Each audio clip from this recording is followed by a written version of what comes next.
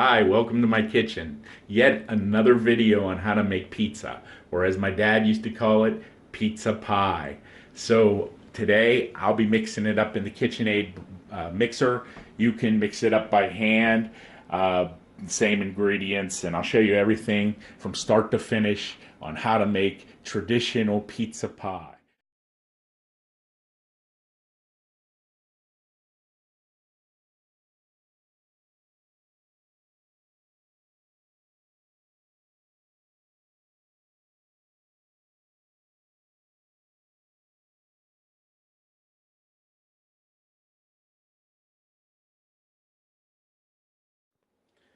Okay, so first things first, the most important thing you need to do is make sure your water's the right temperature so you give the right environment for your yeast to grow.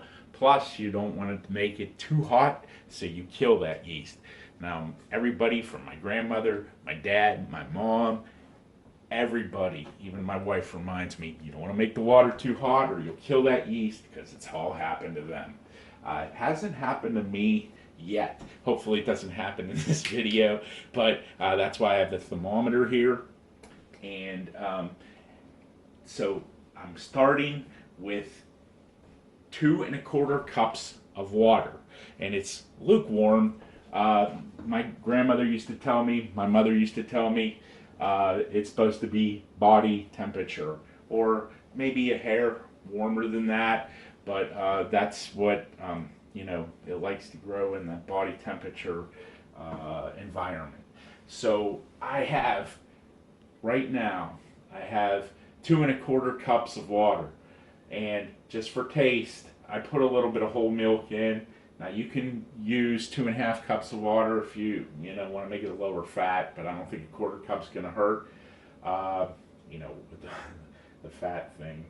But I put in 1/4 cup of milk for taste, and it makes the dough a little less springy when you're rolling it out. And that's hint number one, and a secret usually.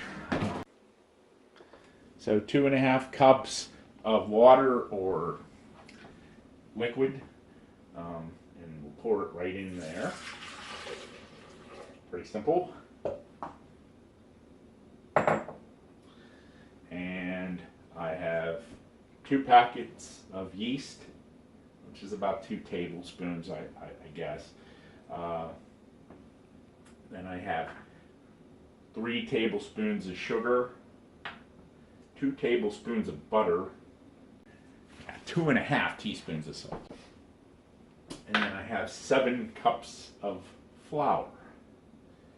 And I just use an unbleached flour. You can use an all-purpose flour, unbleached flour. It really doesn't matter. This is typically a bread dough, and it's pretty forgiving, so it's pretty easy too. So that's all the ingredients that go in there. So we'll throw some of those ingredients in, start mixing away. So what you want to do is you want to start by putting 1 cup of this flour. And like I said, there's 7 cups here, and we're going to be using it all. And I'll start this on slow, and just kind of pour it in there slowly so you don't make a mess all over your kitchen. And like I said, this is a lukewarm mixture of the milk and water. So once I have that flour in there, I'm going to put my yeast in. Whoops. And my sugar.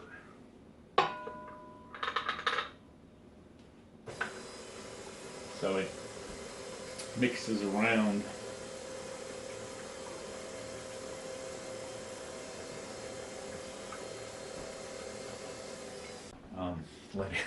Let it sit there for a little bit. I usually let it sit for a couple minutes, and you don't have to. You can mix all these ingredients in here all at one time, but I thought I'd show you how to do this the way I was taught by my dad. Okay, off camera, I waited about a few minutes, And I actually brought out some olive oil as well. I'm going to add this 2 tablespoons of butter. And right now, it's softened. And like I said, this is fairly forgiving, so it doesn't have to be softened. But and let me see if I can get this so you can see it. The yeast is active and bubbling really nicely. So there we go. And about a teaspoon of olive oil. Just put a squirt in there. So mix this around.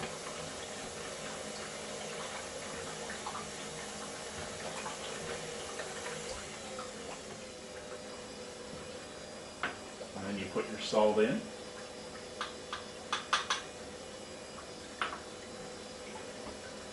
All your ingredients are in there, and they're just mixing around at this point. What you want to do is you want to gradually add your flour until it all gets good and. So I'll add another cup of flour with the camera in this position so you can see. I mean, there's no right way to do this. It always goes over the kitchen somewhat. You've seen other people do this, and it, it's. So that's what I'll be doing. But what I want to do is I want to set the camera up a little differently so you can see it from a different angle, and when I come back, that's where we'll be. Okay, as promised, the camera is in a different angle so you can see this mixing away. And gradually add the flour.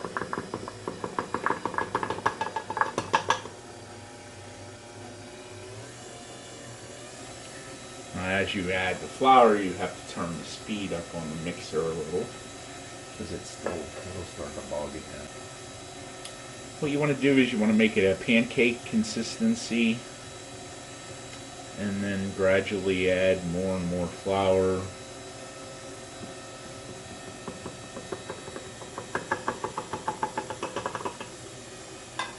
So that's about 4 cups added. And like I said, it's bogging it down.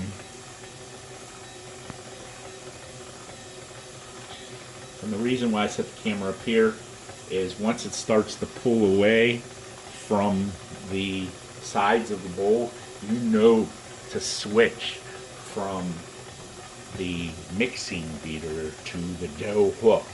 And what the dough hook will do is it'll save you from having to use a pastry knife and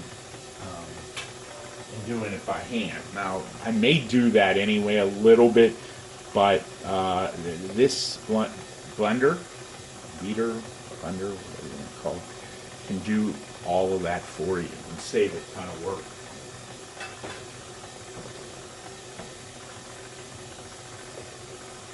So,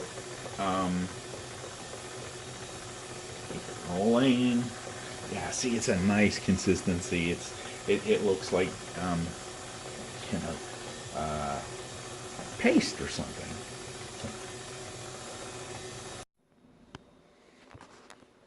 So once it starts to pull away from the mixing bowl, then you want to switch out the beater. So, and put the dough hook in. And that's what I'm doing right now. I love this mixer. It's so easy to just switch things out. Let me show you how to do that.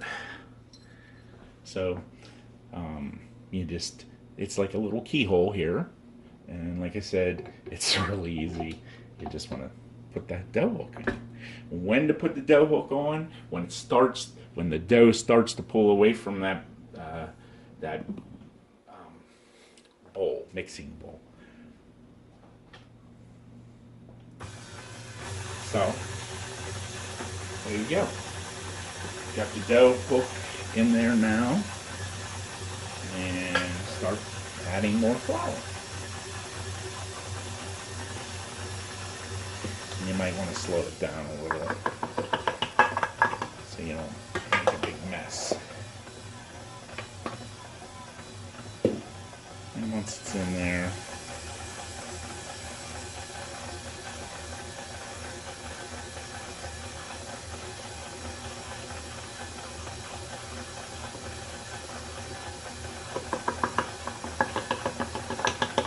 yeah, this isn't rocket science or anything. Say you take that off, say you take the mixing beater off too early,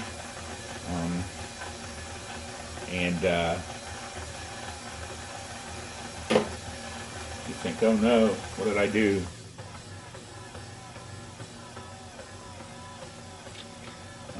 It really is forgiving. You can just keep mixing with you can keep mixing with the dough hook.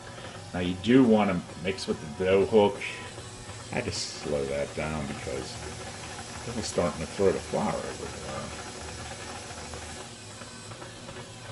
And that's crazy. So let me get the spatula. And you don't really normally have to do that. I don't know why it started throwing the flour everywhere. I think because I put too much in it too much at one time. So here's where you want to be careful. I said 7 cups of flour. Well, as you can see, I have probably another cup left. And it may not take all that. If it's pulling away from the sides of that bowl, and it is, like it is, it's actually sticking now a little bit.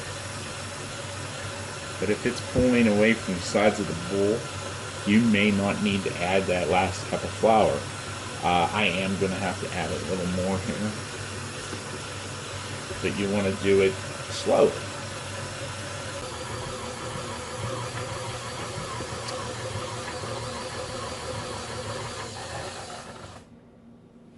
Okay, so it's been mixing long enough. Looks sort of like a tornado or something. So, I mean, if you want to use gloves, you can use gloves. Use the gloves. Oh, wait. Let's make sure the camera's working. Yeah.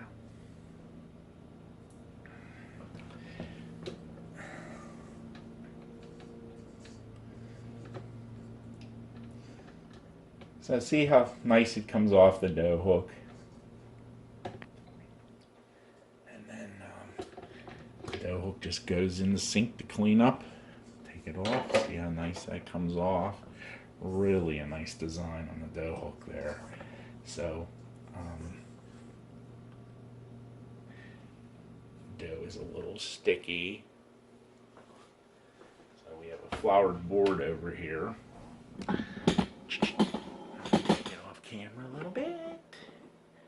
Yeah. So, as I promised, I would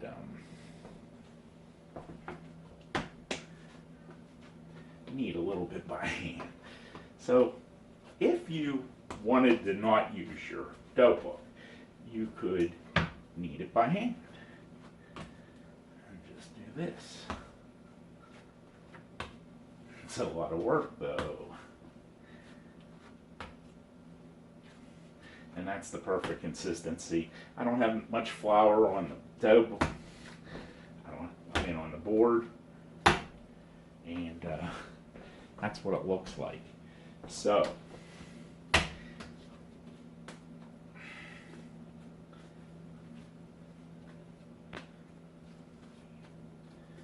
it's not sticking to my hand. You want to hit it on top. That releases the glutens. And cup. And let it sit there until it doubles in size. And I'll come back and I'll show you. So that's a fairly big ball right now. So when it doubles in size, we'll come back and we'll roll it out into our pizza. So, okay. So there's the dough. And I'd say it more than doubled in size. It looks like a chef's hat. So I am proud of that dough. So what we'll do now is we'll pound this down and roll it out for pizzas.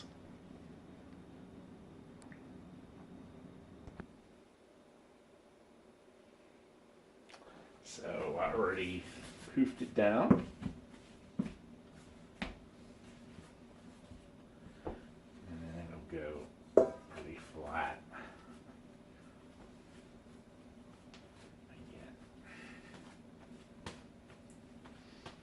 And if you could smell this, it's like perfect. It smells like.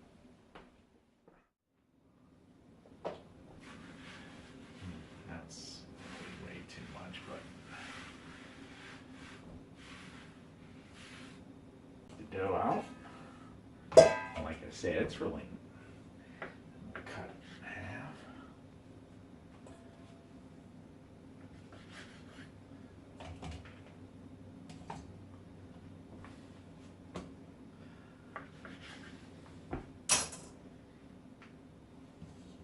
Four pieces.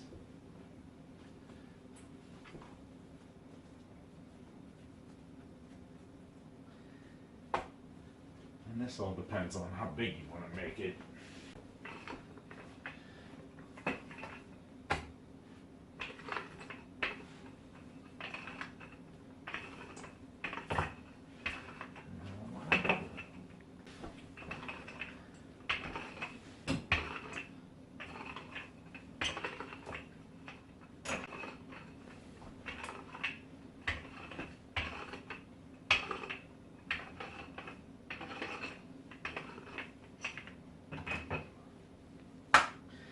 Try to make it as round as you can.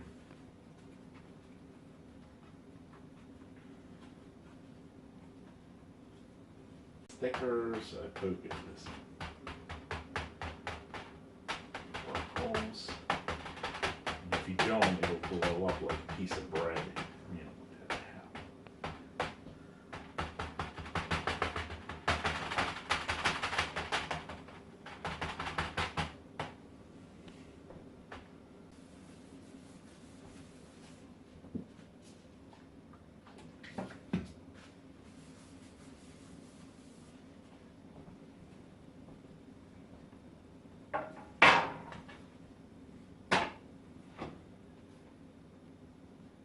The reason you cover these up is so they don't dry out.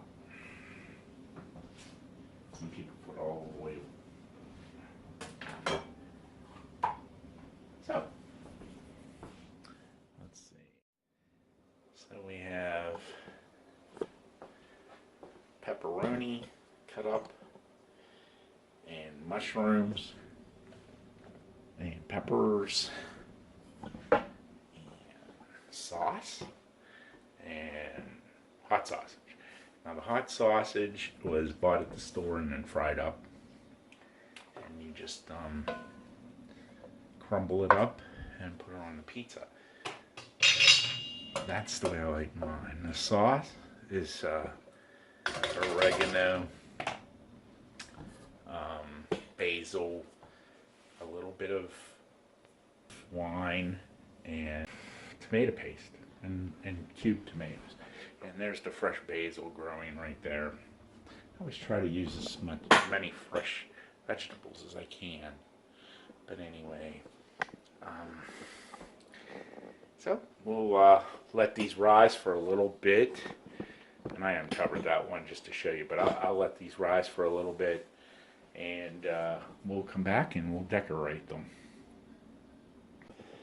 So the oven's been preheating for 375 degrees over here. I get the sauce over here, and I put it on.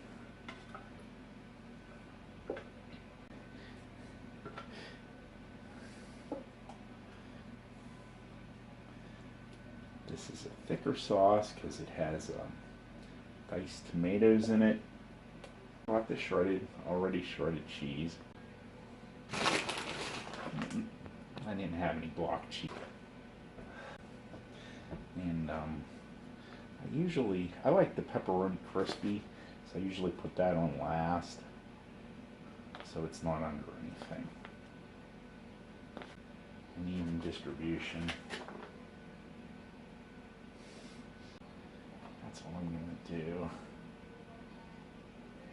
So, and then we'll put the sausage.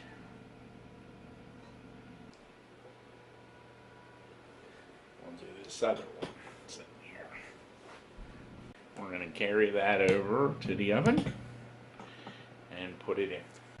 I set it at 350 on convection, and we'll put this in the oven now.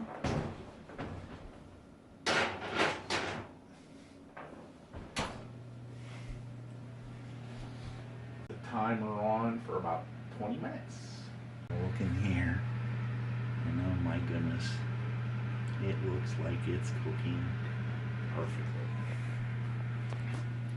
So halfway through, you want to get some egg wash and just get an egg, mix it up, and then paint it on the crust, and it'll turn nice and brown like that.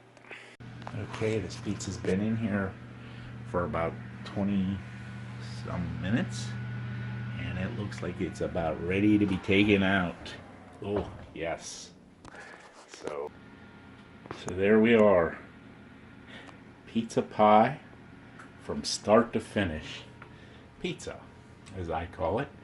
My dad called it pizza pie, and look at that golden crust. Thanks for watching.